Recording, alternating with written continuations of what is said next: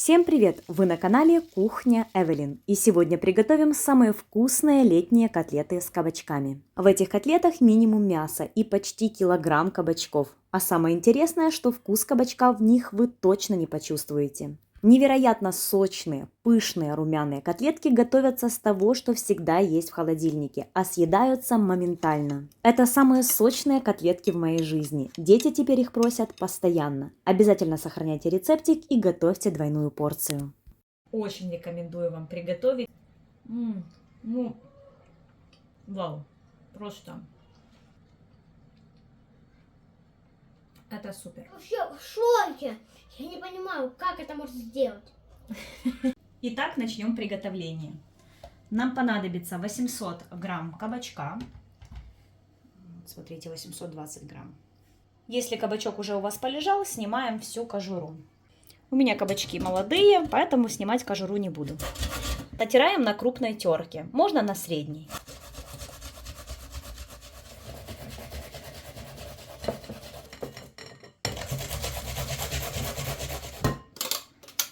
В кабачки добавляем пол чайной ложки соли. Хорошенько солим, перемешиваем. И оставляем на 10 минут, чтобы они пустили сок. 3-4 куриных бедра, это 400 грамм. Нарезаем кубиками, чтобы удобнее было пропускать через мясорубку или измельчать в измельчителе. Дальше измельчаем удобным вам способом. У меня будет это измельчитель. Кладем все бедра. Еще к мясу можно добавить одну луковицу. Также нарезаем ее кубиками. И пару зубчиков чеснока. У меня таких 3 крупных.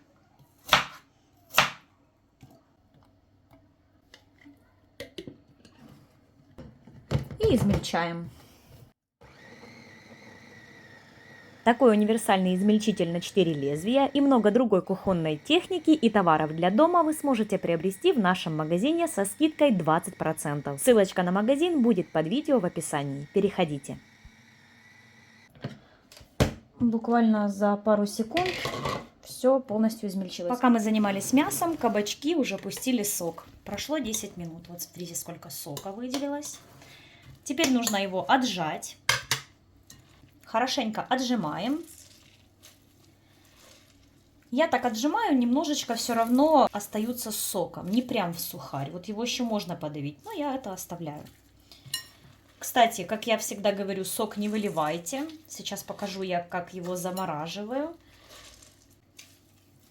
Вот уже заморозила кабачковый сок, и получится отличная паста к макарончикам на основе кабачкового сока. Либо же можно добавить в кабачковые блины. Ссылочка на кабачковые блины будет под видео.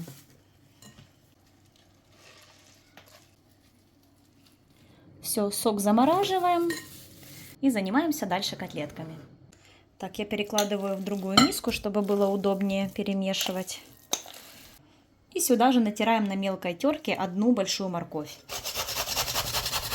Можете без нее, но с ней котлетки еще вкуснее.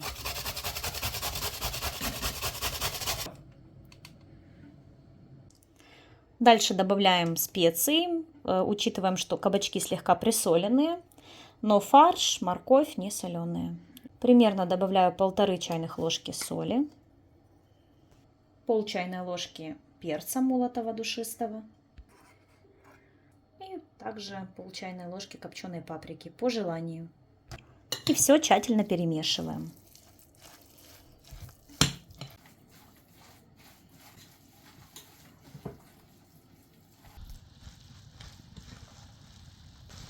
И смотрите на консистенцию. Если у вас консистенция достаточно жидкая, тогда добавьте еще манки. У меня она никогда жидкой не получалась. Кабачок отжатый, стабильное куриное филе либо куриное бедро. Все хорошо держится. Если вы все-таки сомневаетесь в том, что будут ли держаться котлетки, можете добавить одно яйцо. Но опять-таки и без яйца у меня отлично хорошо держатся котлетки, все получается. И перемешиваем снова.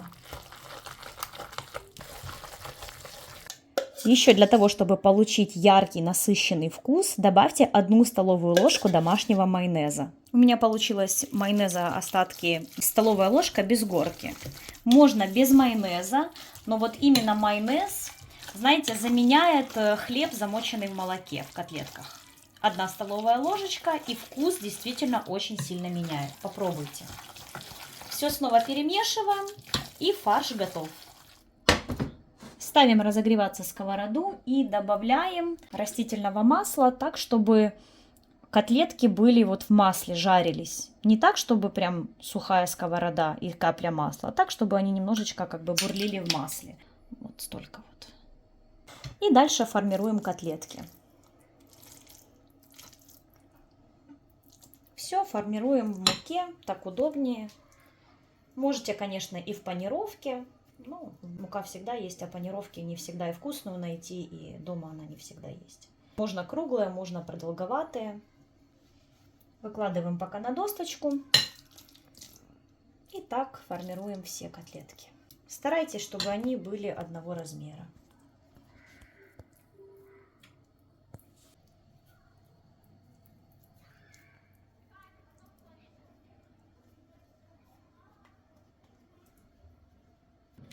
Так, все, котлетки налепила.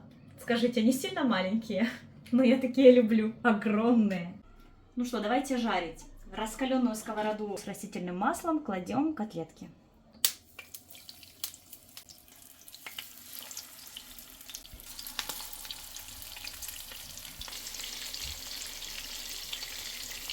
Обжариваем до золотистой румяной корочки на среднем огне.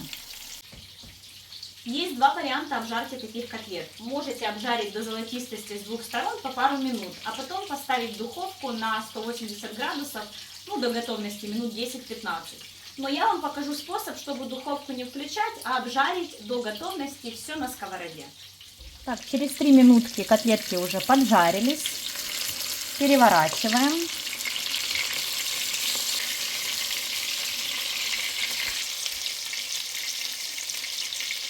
Как только перевернули, буквально 1 минутку обжариваем, чтобы корочка схватилась. И дальше накрываем крышкой и на среднем огне слегка их протушиваем, чтобы они прожарились и внутри. Увидим мы, что они готовы, когда они слегка надуются, как пирожочки. Так, все, прошло минуток 7. Посмотрите, какие они пышные стали. И поджарились хорошо с другой стороны. То есть на таком небольшом, ниже среднего, 7 минуточек, чтобы они вот так вот надулись, хорошенько пропарились внутри. И тогда духовка нам не потребуется. Выкладываем готовые котлетки на бумажное полотенце, чтобы впитался лишний жир.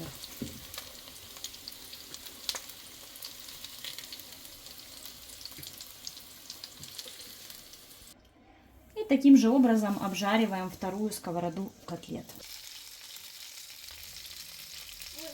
Из этого количества мясо-овощного фарша у меня получилось 14 огромных пышных котлет. В основном я всегда готовила без яйца и майонеза, но в этот раз с такими добавками котлеты получились наивкуснейшие. Ну что, давайте попробуем их вместе.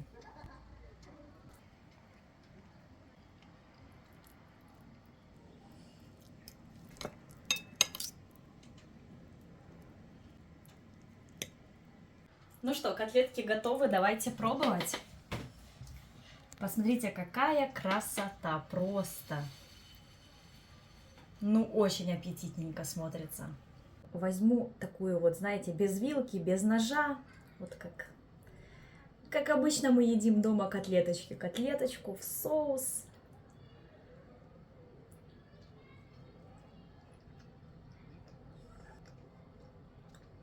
Ну,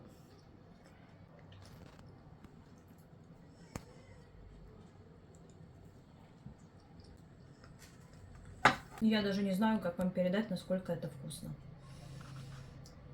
Первое, что я хочу отметить в этих котлетках, это их невероятная сочность. Но настолько вкусные, настолько они сочные, просто вот не жирные, а сочные. прям кабачок, он весь сок, получается, фарш его так обволакивает, и кабачок сохраняет тот сок, который в нем остался, и передает вот этот вот вкус сочной котлетки. Я не могу вам передать, насколько это сочные котлеты.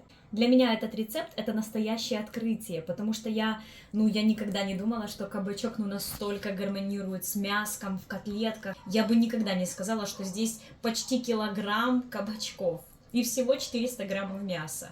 Кабачок, кстати, если натереть еще на мельче терку, он вообще фактически чувствоваться не будет. А так иногда, вот даже морковь больше, потому что я ее тоже на среднюю терку терла, можно ее еще на мельче, прям на совсем маленькую. И кабачок на меньше, еще нежнее будут. А так в основном, мясные котлетки. Настоящие мясные котлетки. Если бы я ребенку не сказала, что там есть кабачок, он бы, в принципе, и не догадался. Так что... Ребятки, я очень рекомендую вам приготовить, это очень вкусно, я просто не могу удержаться. Я так хотела попробовать, наконец-то дожарила.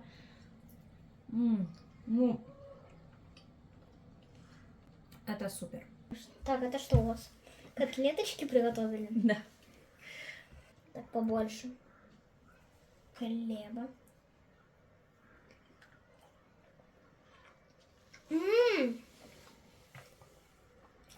Кабачки практически не чувствуются.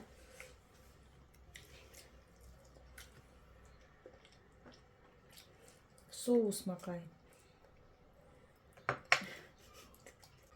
И закушаем огурчиком. Очень вкусная котлета. Я помню, как, мам, ты мне взяла большую такую плоскую котлету, как моя ладошка. Вот такую где-то. И сделала из нее бургер. Очень вкусный. Советую тоже делать бургер. Он очень был вкусный. И еще можно взять котлету и туда сыр. И кабачки вообще не чувствуются. Как будто все мясное. Очень вкусно. Скажи, какая она сочная, прям, Да. вообще нереально сочная. Я вообще в шоке. Я не понимаю, как это можно сделать. Ты такой голодный, ты где шлялся, блин? Я гулял. Ты гулял? Боже мой, голодный. Может, ты поешь, потом мы доснимаем. Так что, друзья, очень рекомендую к приготовлению. Уверена, вам понравится и вашей семье 100%. Нам вообще этот рецепт очень понравился. Мы будем его готовить. Я уже не первый раз готовлю и очень хотела с вами им поделиться. Сохраняйте рецептик, пишите ваши комментарии и ставьте лайки. Всем огромное спасибо за внимание и до новых встреч. Пока! Ставьте лайки, подписывайтесь. Пока! Пока!